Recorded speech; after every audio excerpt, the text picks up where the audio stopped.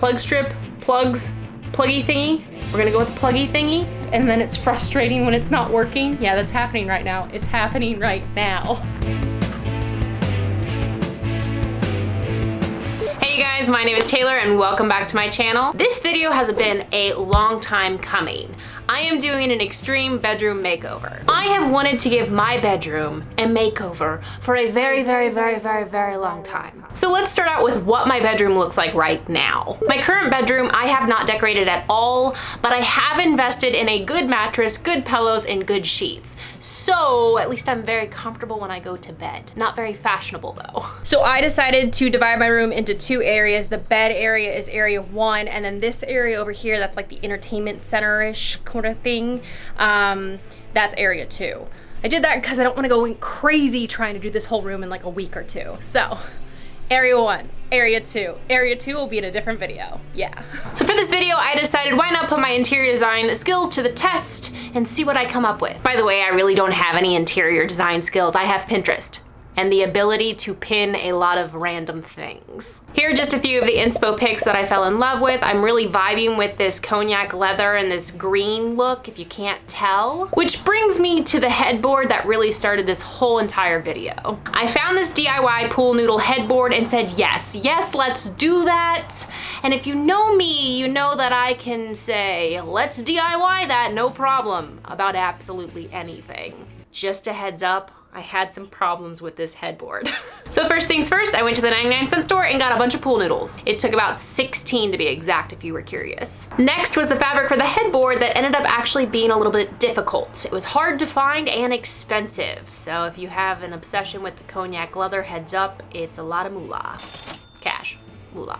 But lucky for me, I live in LA, so I went down to downtown LA, the fabric district, which you can actually find really great deals on fabric. Okay, you guys, so I didn't actually get to show you the fabric I found in downtown LA because I had to buy a lot of it, so it was a bolt, so like I was carrying it and I couldn't get the camera out, it was a lot, so let me show you what we got. So this is it. It's got like this really cool texture, and it's that cognac, like orange, brown, all the random colors put together to make a cognac like leathery thing. So this is for the headboard. I was really lucky when it came to assembling the headboard because I was allowed to go to Joe's work to do some of the heavy duty cutting. And when it came to the pool cutting, they had this machine that literally just lasered all of them in half for me, which if I would have totaled up how many hours it would have taken me to cut each individual pool noodle in half, I think I would have gone a little insane doing that.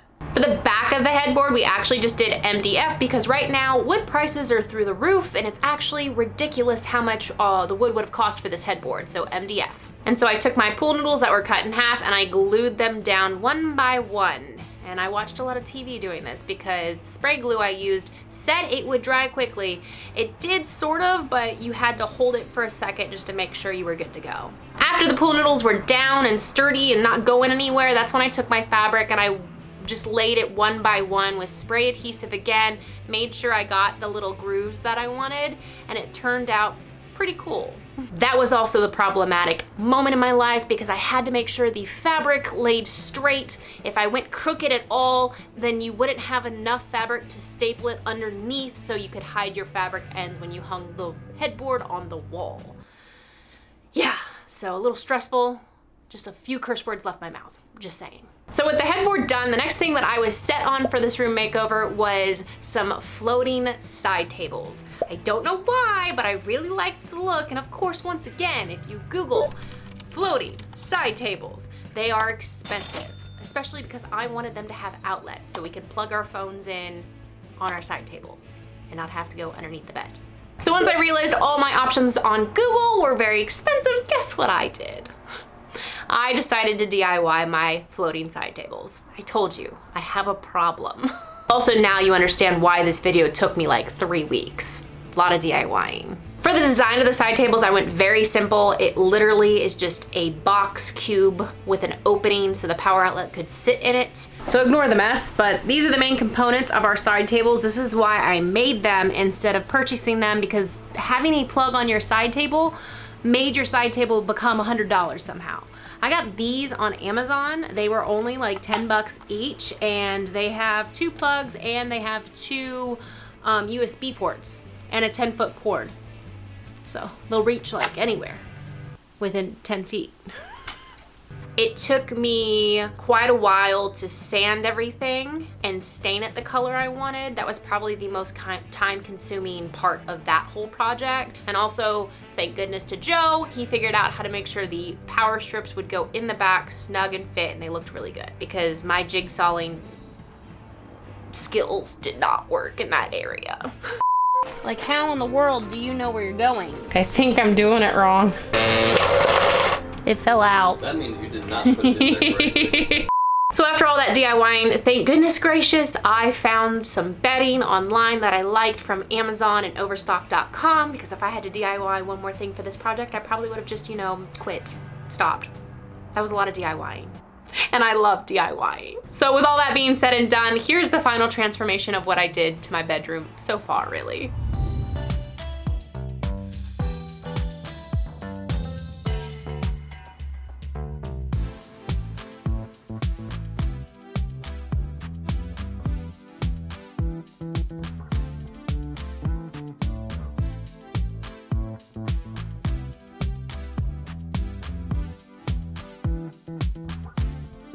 So the final look I really love. It came out very clean and modern, and I really like a room when you're going to sleep just to be very calm, cool, and collecting, and that's the feeling I get from my room right now. There is another half of the room that I need to do, so that's gonna be in a part 2, so just sort of kind of ignore, you know, this area of my room. That's hopefully in a future video. So right now I really want to share with what my DIYs cost me, because I always watch DIYs on YouTube and sometimes they don't tell you how much they spent on the DIY, so if it was actually really worth it. So for my king size DIY pool noodle headboard, it cost me $30 for the MDF. It cost me $16 for the 16 pool noodles that I needed from the 99-cent store.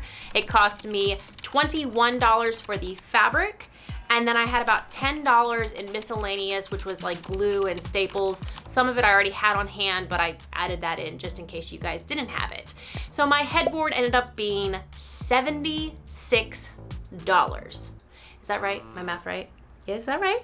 Yes, $76. Math. Now when you compare that to my inspo headboards, I saved hundreds, maybe even thousands of dollars if you really wanted to get bougie with it. Next is the cost of the side tables. So the wood was $25, which was ridiculous for one piece of wood, but you know, society what it is now. $15 for the polyurethane and the stain, and then it was $20 for the 2 power strips. All my screws were actually free, so I didn't have that cost, which brings my total to $60 for 2 side tables, which once again, compared to some side tables I found, saved some moolah. So when you add in the $35 quilt I got off of Amazon and then the $50 duvet that I got off of Overstock, that brings the total for this extreme bedroom makeover to $221, which for my budget and for everything that I did was great in my opinion. So I really hope you found this extreme bedroom makeover helpful. Maybe you got some inspiration, maybe it gave you a few ideas for your own bedroom. Let me know down in the comments if you do that. If you haven't already, give this video a big old thumbs up. If you haven't also, please subscribe, and I will see you guys in the next video. Bye! I would 100% be lying if I didn't tell you guys Joe did that, so yeah, Joe made it, not me.